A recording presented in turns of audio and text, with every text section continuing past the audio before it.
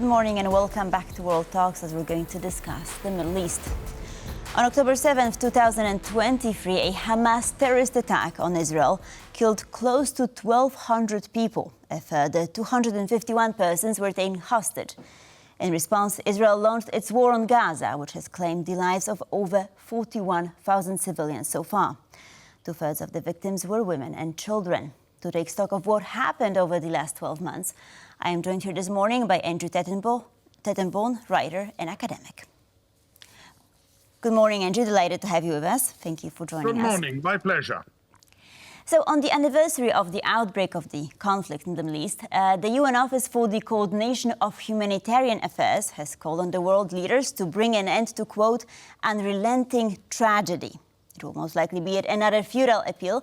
However, some world leaders seem to be changing their approach. Here I mean Emmanuel Macron, who pledged to stop arms deliveries to Israel. Military components used for defense, of course, still be delivered.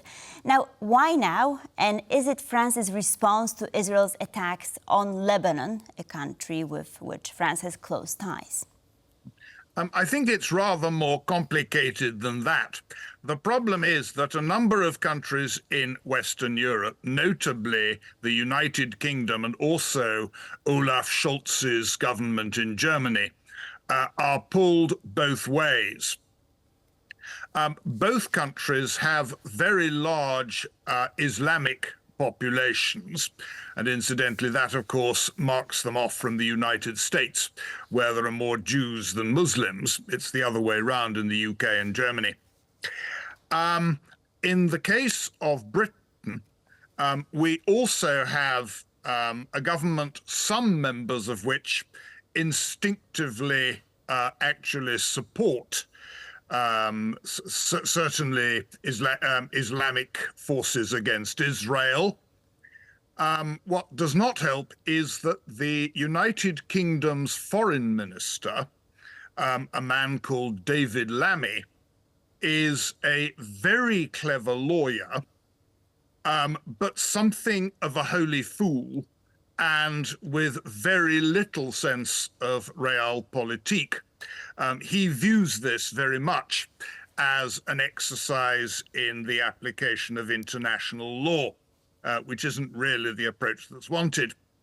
Having said that, I think every European government realizes, certainly Germany does, Olaf Scholz is no fool, and certainly the UK government realize that there can be, in practice, no clear support for a lot of the people who are attacking Israel. Hezbollah is becoming increasingly an army of thugs, which originally placed constitutionally in the government of Lebanon, is gradually trying to take it over. Hamas in Gaza has taken it over. Nobody particularly likes the government in Iran, and the same obviously goes for splinter groups like the Houthis in Lebanon. I'm sorry, in Yemen. So I think as a matter of realpolitik, governments actually realize that Israel needs to be supported, but they are pulled because they have these strong constituencies in favor of the Islamic side. I think there's also another point. It is easier for a government simply to say something uncontroversial, such as both sides must show restraint, rather than to say what is actually true, which is that Israel must be allowed to defend itself. Right, so let's just elaborate a little bit on the UK, because following these mass protests, right, against the war in Gaza, British government indeed has reduced arms deliveries to Israel. However, it did so, if I'm not mistaken, only by around 10%. So shall we expect further cuts or not really? I rather doubt whether we will unless something changes drastically. There were very strong calls by large numbers of people in Britain for restrictions on arms sales to Israel. In fact, the government here was fairly lucky because our arms sales to Israel are actually pretty low anyway. And most of what we sell to Israel, Israel can get elsewhere. So the government was able to make a gesture. But nevertheless, I think the psychological effect on Israel will be considerable.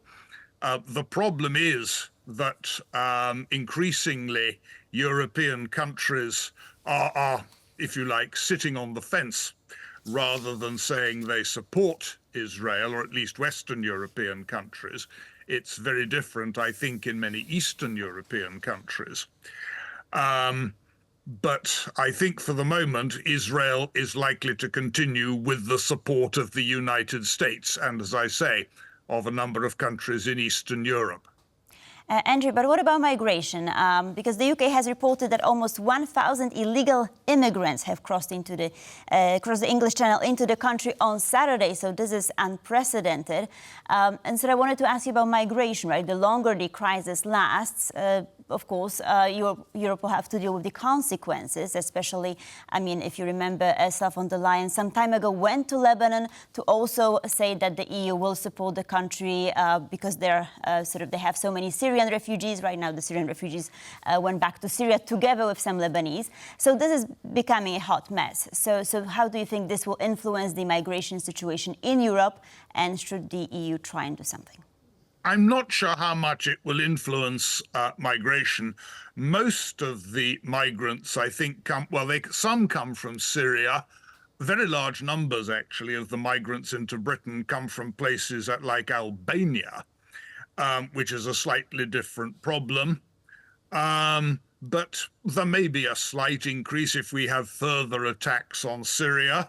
Though, again, it's complicated there, because very large numbers of Syrians were remarkably pleased when Hassim Nasrallah was taken out by the Israelis. So there's by no means a consistent belief in the anti-Israeli cause, even among Muslims in the Middle East. All right. So you've mentioned Hezbollah, but you've also mentioned Hamas and the Houthis. So let's talk a little bit about the non-state actors, right? Because this is also an unusual situation where we have Israel waging war on these non-state actors, not on the governments of these countries. So do you think that governments of places such as Lebanon, for instance, will get involved? What can we expect? I rather doubt whether they will.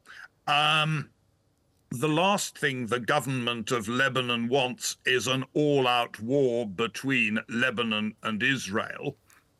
I think there will certainly be a large number of people in the government in Lebanon who will not be unhappy as to what the Israelis are doing, at least to some extent, because the government of Lebanon is divided, as I think most of your watchers know, on religious lines. I think by constitution it is split between the Christians and the Muslims.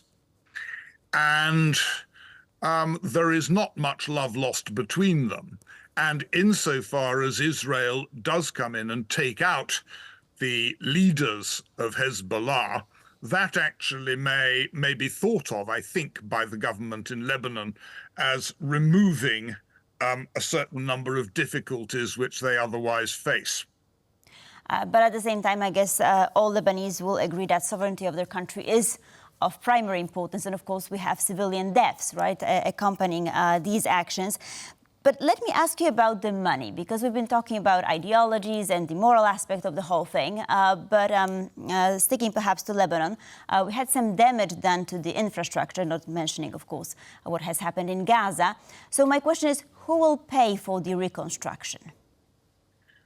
I strongly suspect, I'm afraid, it's going to be the people of Lebanon. If and when this fighting ends, there will be, I think, considerable funds coming from the West. What I suspect the West may want to avoid is money coming in from sources they don't particularly approve of, like Islamic militants, like possibly even countries like China, which would dearly like to create a foothold in the Middle East. But I think in the short term, the expense will be borne by the people of Lebanon. But I think that the European Union and other Western countries will, in the end, be prepared to come in with at least a certain amount of funds.